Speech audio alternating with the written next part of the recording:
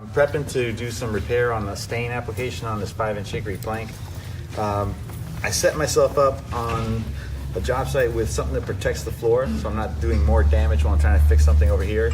It could be anything from an old beach towel, moving blanket, but you want to keep your tools not in contact with the work surface. If you're not seeing grease like on the edges here, it wouldn't hurt for you to have these, you know, in your van or in your toolbox.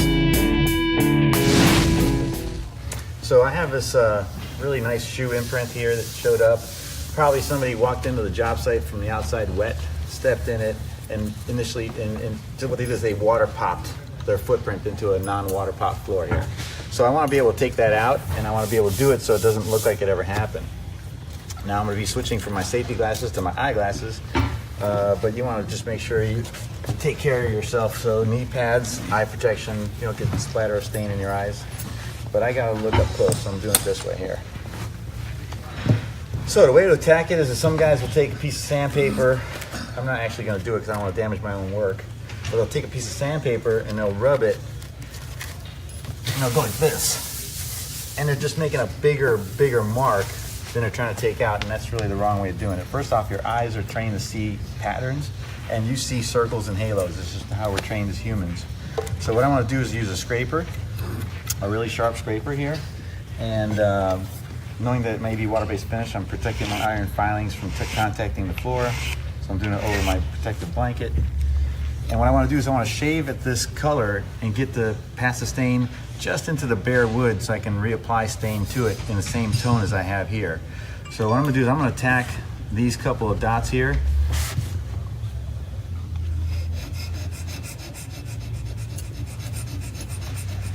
And I'm going to keep working it until I see it disappearing. Just the dot itself, nothing else.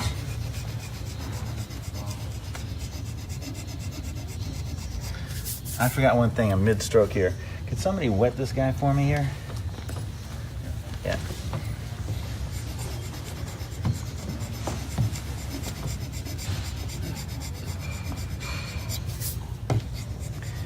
Now, I'm going to use the wet rag that's coming back to me to just test how it's looking if I were to put a coat of clear something on it. Doesn't matter what kind of sealer, but I want to work this guy out here just only over the dot of his shoe print.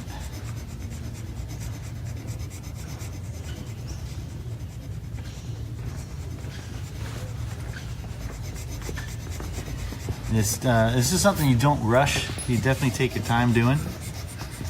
And I got an 1.5 inch blade here, but if you just slightly, here you go.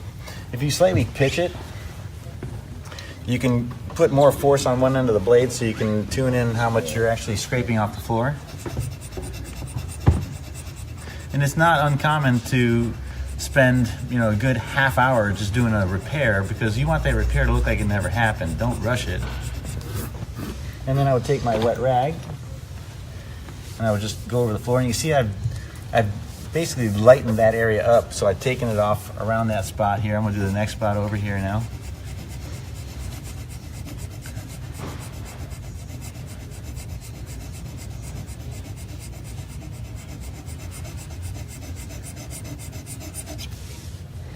Check it, check it.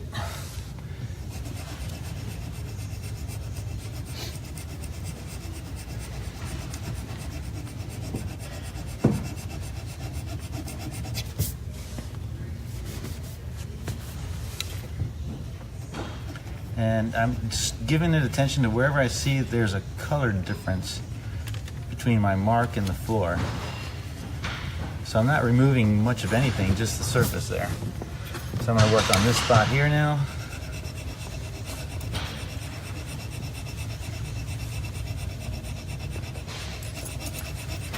And just like yesterday, you don't pick your blade up, you let the blade do the work.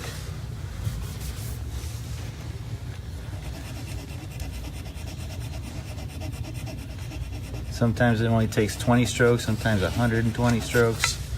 It all depends on how forgiving that spot is right here. I'm going to go ahead and address this long one right here on this side of the panel here. Crosses over to another board.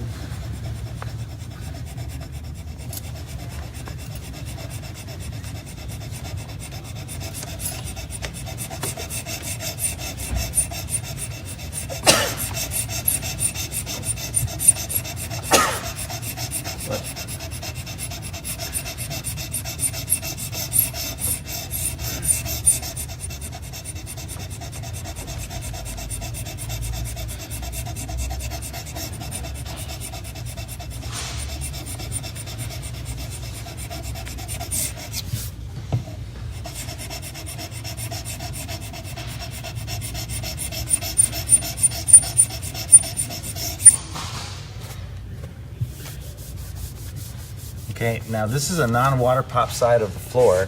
Even though I'm water popping it to test it, I'm not going to want to put stain over top of this, otherwise I'll end up getting a dark mark again. So what I want to be able to do is to put back the floor the way I found it. It was last polished with a multi-head sander with 100 grit paper, black mineral, and I want to do the same exact mineral. Don't take something different, but I want to be able just to rub this area, get rid of the water pop. I would normally wait for it to dry before I attach this out here.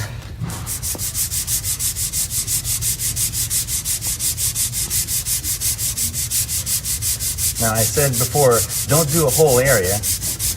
And indeed, I'm really not trying to sand down the bare wood over a whole area, but I am scuffing it up. But I don't have hardly any pressure on this thing here. I just want to get rid of the water pop. Okay, and in some cases I would come back, even though I finished with 100, I may take an alternate paper. Let's see, where's my 400? I might take a 400 paper, which is a lot smoother and slicker, so I don't penetrate too much color into the woodwork. It's always easier to go from lighter to darker than darker to lighter.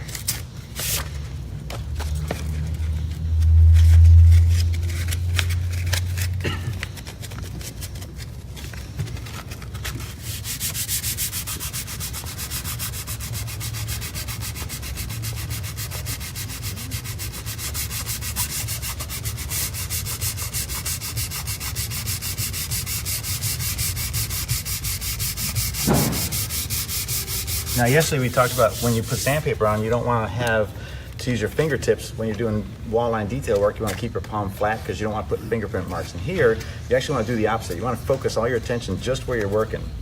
And you just keep working a combination. So I have these little round light spots you see here. The eyes will still pick that up, so I want to confuse the eye by moving my repair in a pattern that looks like the wood grain. So I would start shaving just some color off in straight lines, almost imitating the flamed grain of this pattern here.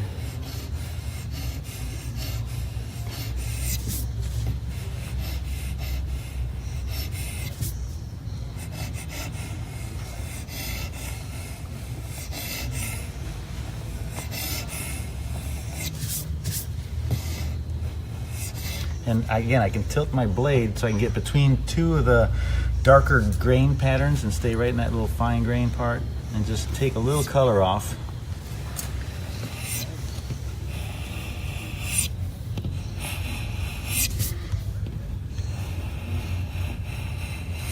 And again, your eye sees patterns, so don't do the same mark at the same spot all over the place. The eye will see that line mark. So I'm taking a really varied approach of where I'm putting this mark here.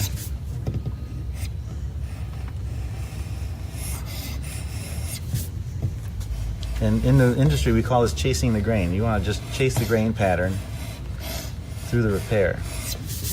Why we do that is because if you look at the floor, it's all full of different grain configurations. It changes from tan to brown, and that's natural to the wood. So we want to try to use nature to your advantage when doing these repairs, is to emulate nature.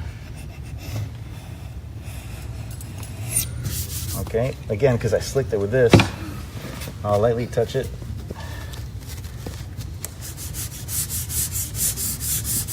Almost no pressure, but I'm getting rid of the slick.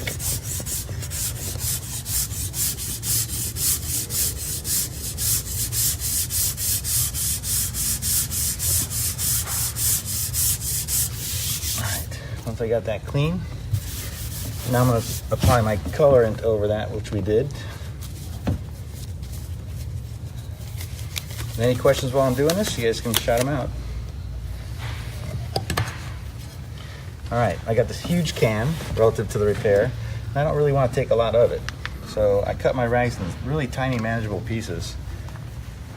I've even used things like Q-tips, tiny artist brushes, because you don't really want to put more stain on in the area you're working with.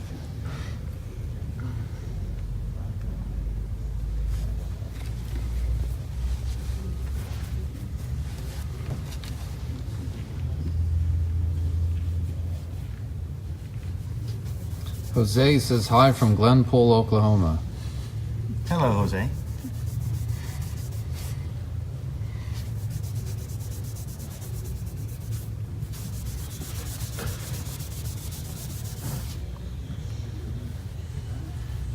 Jason Elquist says, true craftsman. Hey, Jason. Actually, what's up, buddy? He says, true craftsman. Nice. All right, so if you guys have good memory, you'll see what I have here is those spots are gone. The one zigzag foot imprint is gone. And I got a repair that I can get paid on. Right? Nice. Done. So it doesn't really matter how long it takes. Now, if you're on a job site where you got a homeowner that says somebody walked in and it's somebody else's fault, then by rights you should be able to charge a whole lot of money for what you just fixed. So that's it. Now that the center of that footprint is gone. Now with the water pop floor, obviously you'd have to You have to water pop it and do everything you did to that floor on that spot. let it dry. Well, normally you would do I have a hair dryer here. Okay. Just to accelerate it, because it's just water popping. As soon as you water pop it, you accelerate the dry time and work right on top of it. If you have a stain that requires an overnight dry, then if I'm doing it through a finish coat, which I'll move over to that place over there and do the finish coat one with the Nordic seal, same thing. You cut through the Nordic seal, polish it up, apply the Nordic seal over that one spot, chase the grain with the Nordic seal so it blends in, so you don't have a blob. Because I'll do a bad one. Okay. Let's say if I'm taking care of this little spot here, I'll do what most people do here.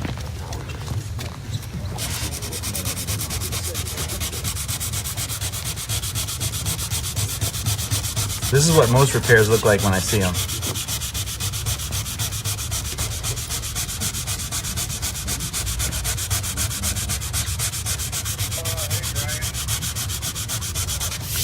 Okay, so I sanded that watermark out.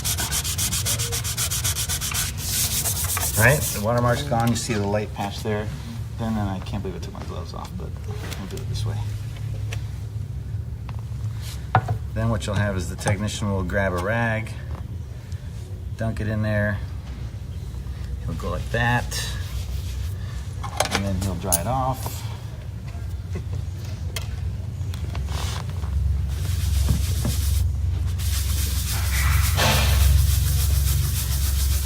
And what you end up seeing is a ring of color.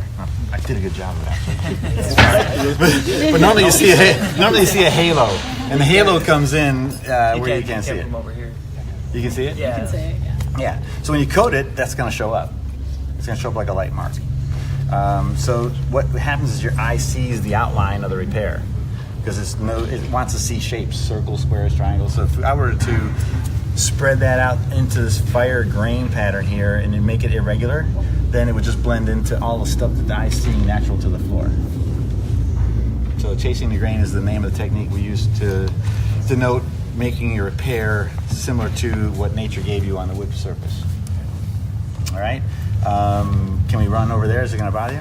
It's just on that panel over there. Good? Yeah. Okay, let's run over there real quick. Oh, there goes a mark in the floor. Oh, I don't need this guy for over there. Just for anybody that's just joining us, we're here at City Floor Supply with Lenny from Endurance Floor. He's the instructor for the Intermediate Sand and Finish School. And we're just doing different sections here. We just did repair. We're about to go over to a panel that has aniline dye and some Nordic seal and some other Bonachemi sealers on them. And what we're showing is just various ways to fix a floor. So all of these students are in the Intermediate Sand and Finish School, and they're learning these techniques to improve their skill sets, to create better jobs, to make more money. So NWFA provides instructors, City Floor Supply provides all of the panels, and then all the vendors supply all the products that these students are using. So it's a big group effort to get 12 to 15 contractors up to speed on great techniques. So let's go over there and join Lenny. Yeah, I need to get to where the Nordic seal has been squished away. Okay. Because the footprint tread on this one here is displaced the Nordic seal. Oh, thanks, man. You can get up on that. It's displaced the Nordic seal, so the Nordic seal is now not in these spots, and so I'm shaving the Nordic seal off of these areas here, and I'm going to do this whole footprint.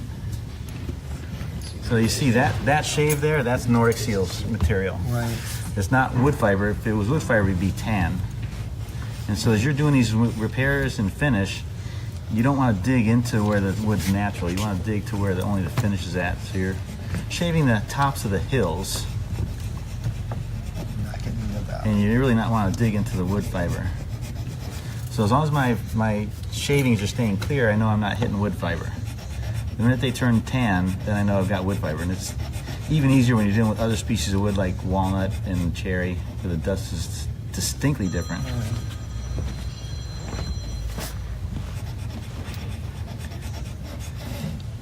If this was a Nordic seal, would you just buff it down and then put it up, build coats on top of it? I take footprints out this way because the footprint microscopically the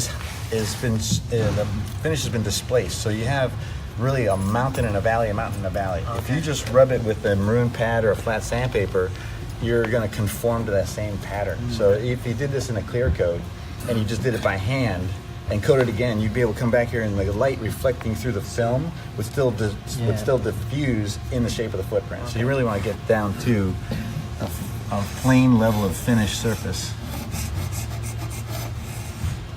Once I got the hilltops shaved off around every imprint, I can just take one stroke and just blend it all in.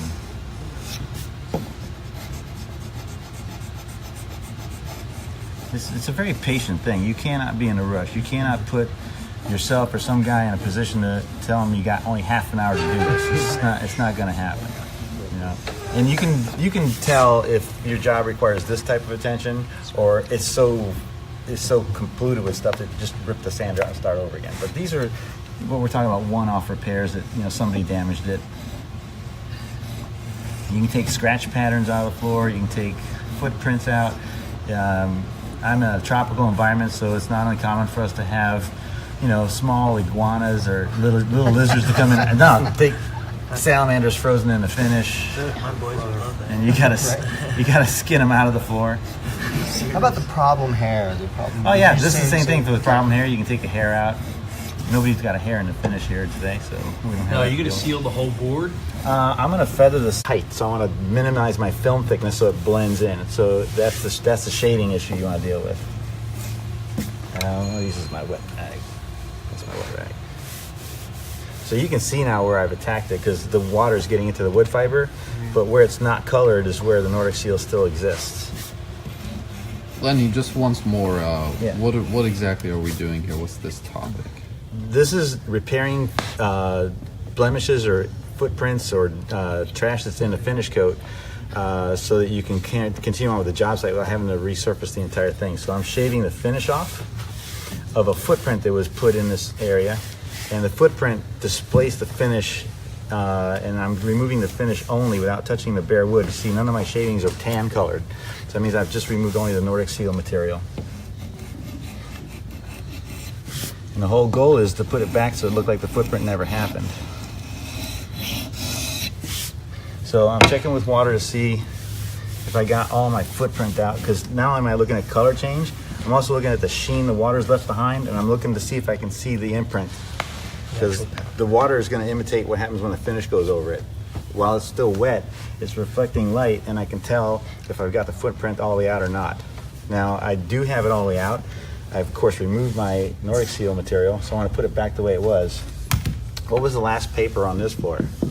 Anybody remember? It was a 100 screen. 100 screen? Yes. All right, so I would need a 100 screen if somebody would be kind enough to fetch me a 100 screen.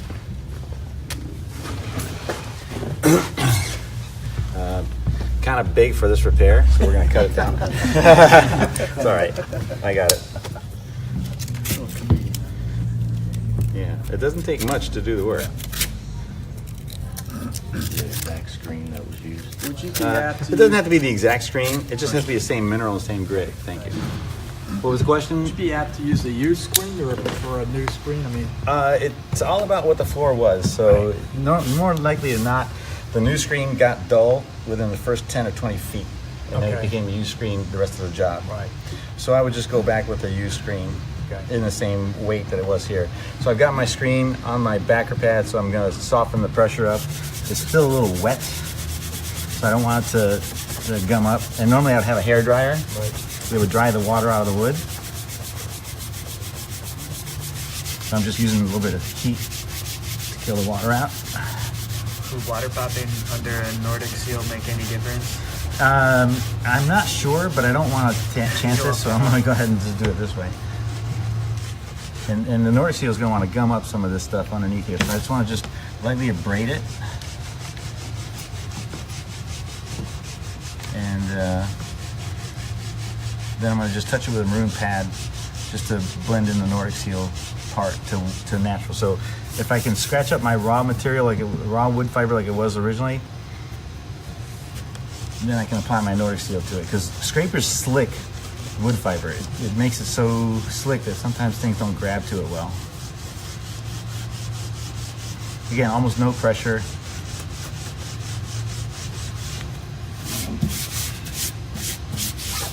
Okay. I'm going to catch my repair in the glare, see where I'm at. Okay. This is my tack rag over my area. Okay. Now I'm going to apply Nordic seal, and you can use the same blue applicator material, but you can cut it up into tiny pieces to work on it because you want to just work only in that area. I'm going to use my pre-moistened rag. I have you want a 1-inch pad coat? Yeah, if you have it. Yep. Great. See, it's always good to have the right stuff to do your repairs. So as we wait for that, any questions about what I'm doing here? Notice I'm not blue taping it. If you blue taped around your repair, what you lose is the ability to see how to marry the repair into the rest of the floor. Interesting. You can't see shades, tones, or colors because that blue is so strong and the green is so strong and any other tape is so strong that you can't see how you're blending in, because it's really just a blend. It's never exactly just put it here and it's going to match. If you put blue tape around it, you can't tell if you're over sanding or over scraping or understanding or under scraping because the blue tape's in the way. So all our repairs are done without the blue tape in there. Okay, I'm not going to use the spatula. I'm just going to use this guy a here. regular skinny little foam brush. Yeah, and I could have used a foam brush too, but this is what he's got here. Gotcha. Now, I don't need to use a lot of it to do my work. So I would use a cut-off Dixie cup or a flat plastic plate for picnics. Anything to get your applicator wet.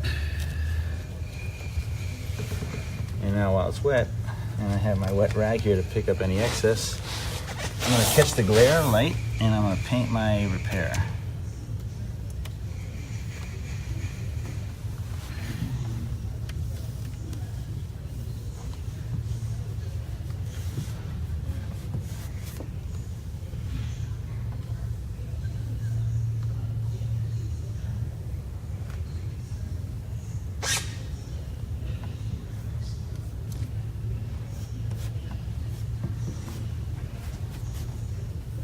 And I can see I'm a little thin on this part, so I want to put more Nordic seal on the naked part. Because again, it's a thickness material. Nice.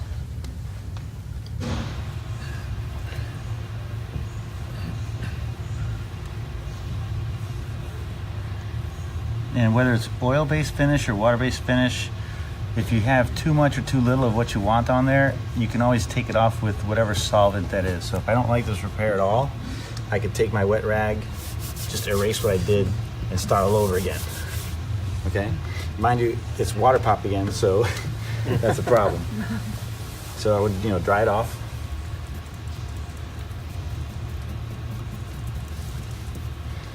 Again, if I had a hair dryer, it'd be a little quicker. Put some heat to it.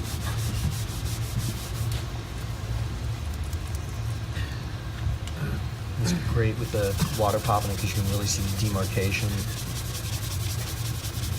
If you water pop the floor, you'd have to re-water pop the section and then do it again.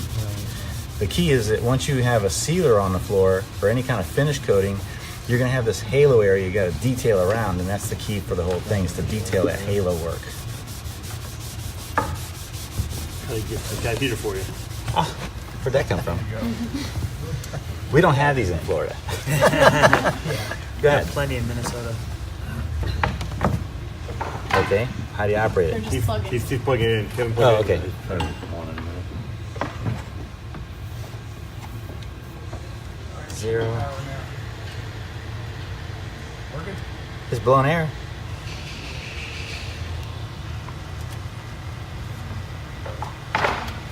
I should have borrowed the hairdryer from the hotel room, but you can see that I don't really think about a hairdryer.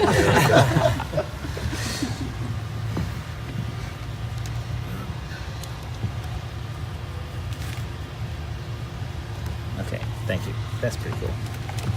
I like that little thing. All right, so I'm going back to my Nordic seal.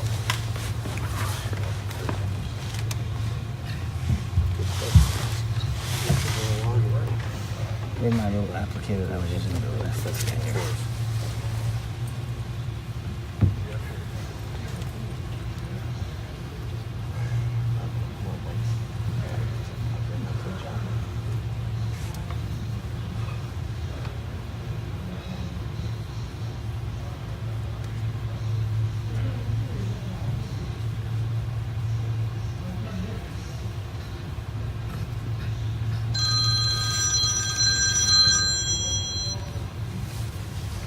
Hello, Jimmy John's.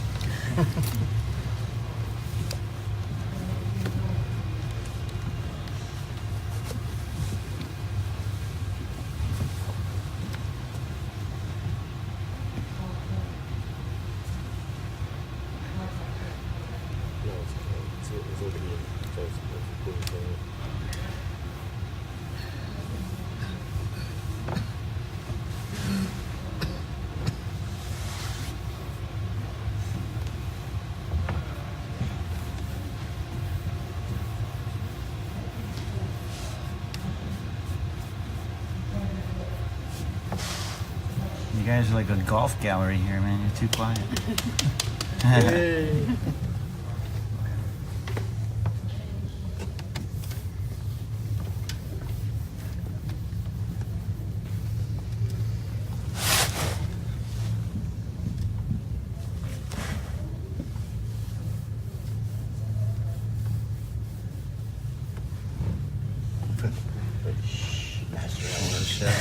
What's that now? Yeah. Yeah, he's ready to take the putt on the 18th hole. This is for the championship. They wants to get it, the crowd can go wild. Exactly.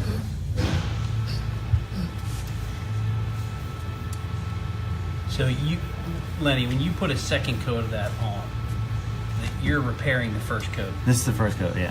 When you put a second coat of that on, You shouldn't see it. your build will be double than what it is now as far as mill thickness. So better hide. Well, I'm More better. trouble. I'm trying to emulate the first build thickness exactly. And that leads to a good conversation, although we have no way to demonstrate it here right now. We've all been in that situation doing a floor for a client, and they come back months later after the people are done working in the house with the noted 1-inch blue tape line been pulled off, and it's taken everything off finish and part of the stain, and they're calling you to fix it. And the thing is, you can fix those repairs, but you got to build up that area equal to what's on the floor. So if you have 3 coats on the floor, you got to put 3 coats inside the tape line area only before you do a full pad and coat. Because if you don't do that, as you do a pad and coat, what's going to happen is that the next film coating is going to go over top of the tape line. It's going to drop down into the valley and pop back up again, so you'll see the tape outline on a top clear coat. So you got to build up the films that were removed equal to what's around it, let it fully cure and dry, and then do a full pad and recoat. So with this repair, it's wettish looking, and if it doesn't get as white as this, I just go back and do the repair and build up that same tint color until I'm dead on, and then carry on with the next coat. And this one is finish, so this has to dry down. Yeah, Sure. let it dry. In order for you to see how your repair went. So Yeah, come back and test it and check it. But the idea is to feather the repair through and use the grain pattern as far as trying to hide it. Okay. To me, it still looks dark, but we'll let it dry out and see what happens. How long does it take to dry out? I mean, again, if I had a hairdryer or a heat gun, it could take 10, 15 minutes. But if it's a large repair and you have time, you would do this in the morning, go to another job, come back in the afternoon, check on it. You know, so you're not tied down all day just watching the paint dry. Right.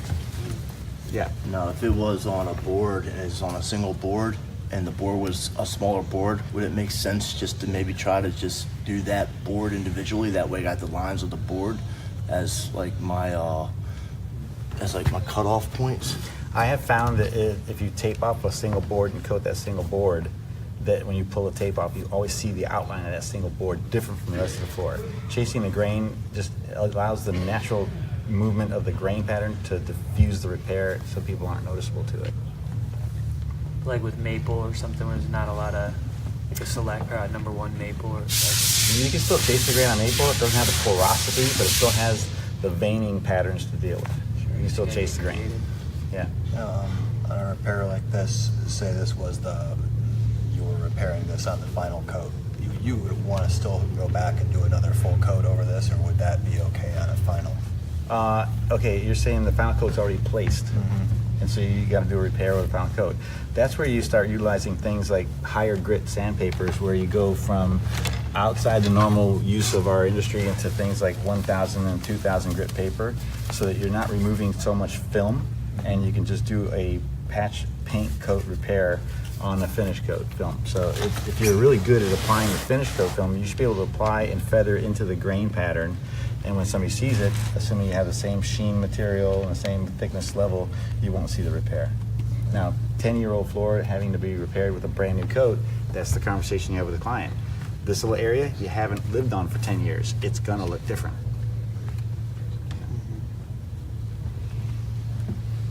So yeah, it seems to be drying out okay. So any questions? This is before any coats are on the floor that we're taking care of this repair. So Well, this had Nordic Seal on it, so I'm repairing the Nordic Seal coat on the bare wood. Okay, so nothing would go on top of the Nordic Seal. Yeah, we got one more coat to put on here. This is just a sealer coat with a color on top. I think we're gonna put another coat of Nordic Seal, and then if we can, we'll put traffic on top of it. So, anything else? All right. He's done. Okay, we're good. Cool, thank you. Thanks, guys. Welcome. So we'll just walk around and I'll kind of go over what the students did over the course of these last 3 days. Huh? Yeah, I'm going to get inside here. Well, I didn't want to step on that.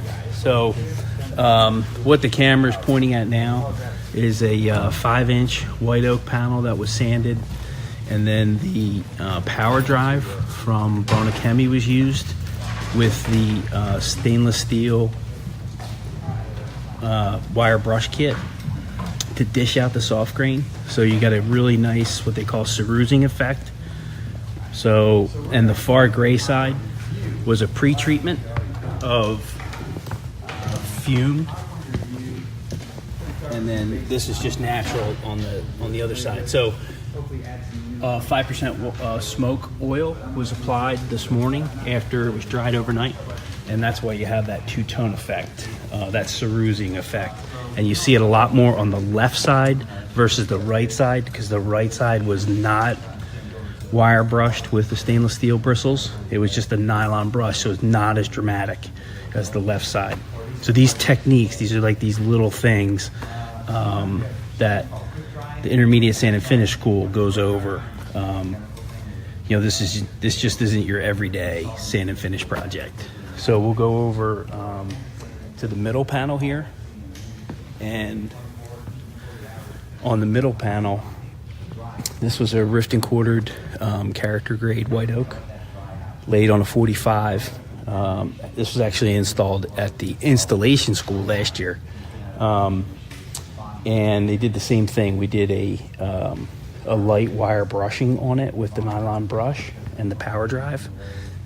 And Rubio pre-color was put on the black. So that's pre-color black, which is their water-based black stain. And then on top of that was the same 5% smoke oil on this side and that side. So these are just to see the effects of two tones. So you have a black oil with white embedded in the grain.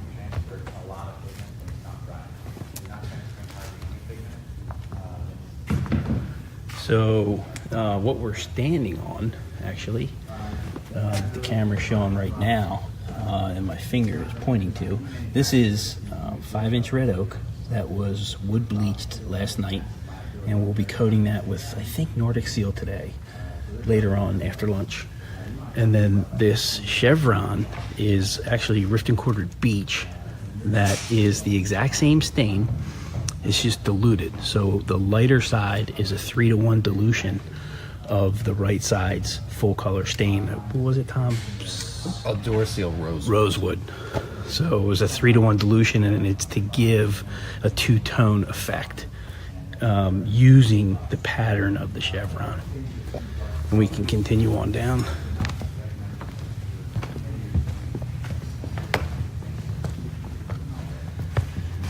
So here we have white oak herringbone, and all of these floors, again, sanded with techniques that these students learned. This was stained with iron acetate, and the far side was pre-treated. So these are all pre-treatments. There's no stain on these right now as far as traditional stains, and there's no finish on them. The far side over here is Rubio's fumed. So that's a pre-treatment. Now we can stain on top of these. This floor right here is iron acetate, and that is made from vinegar and steel. We just use steel wool in a jar. That breaks down the iron in the steel wool and creates iron acetate. So you get this kind of ink blue black effect.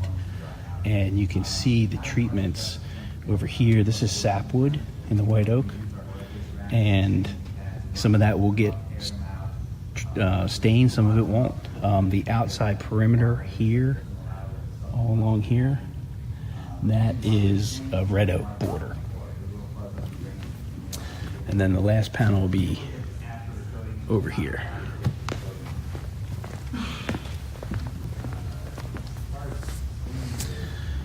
So what we have here is a panel that's been divided into thirds.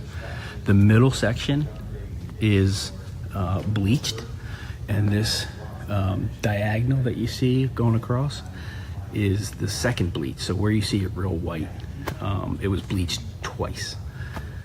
And then a coat of white stain is across the whole floor. So this is Bona's white dry fast stain. The last 2 feet of this panel up in here, this section, this is white oak. The rest of this panel is all red oak. And so it's white stain across the whole floor. We just have different treatments. To the left is water popped to show how much more intense a stain can get when you water pop it.